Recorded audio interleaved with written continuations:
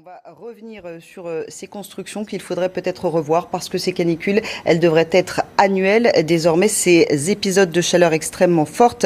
Emma Aziza, je rappelle que vous êtes hydrologue et spécialiste du réchauffement climatique. Est-ce qu'il y a des matériaux isolants dont il faudrait désormais se servir de manière automatique pour les nouvelles constructions urbaines? Oui, comme vous le disiez tout à l'heure, effectivement, il y a des solutions qui existent en matière de risque inondation. On est aujourd'hui capable de prendre un bâtiment et de le rendre imperméable à l'eau jusqu'à une certaine hauteur.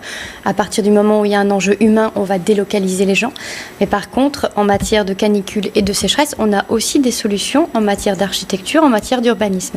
Ce qui se passe aujourd'hui, c'est qu'on a deux grandes politiques en fait qui ont été mises en œuvre sur le climat. La première est une politique qui vise en fait à l'atténuation des gaz à effet de serre, et donc c'est la politique principale majeure qu'on voit encore aujourd'hui, puisque quand on voit le Haut Comité pour le climat qui vient de remettre son rapport hier soir, encore une fois, on est ciblé sur le fait de réduire les gaz à effet de serre.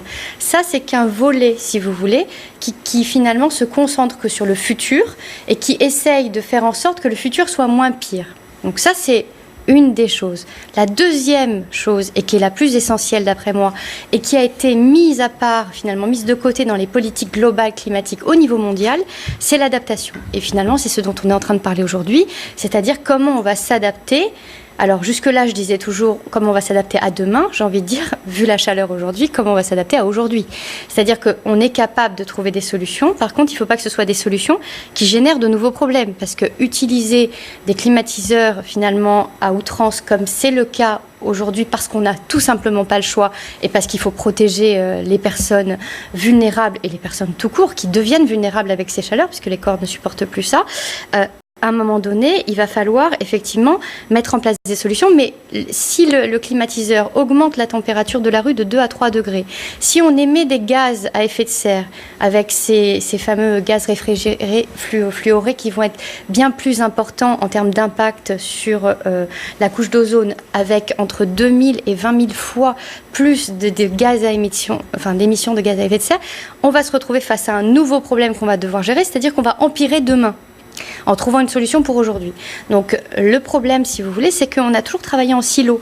Chacun travaille de son côté. Le gouvernement avance de ce côté avec des politiques.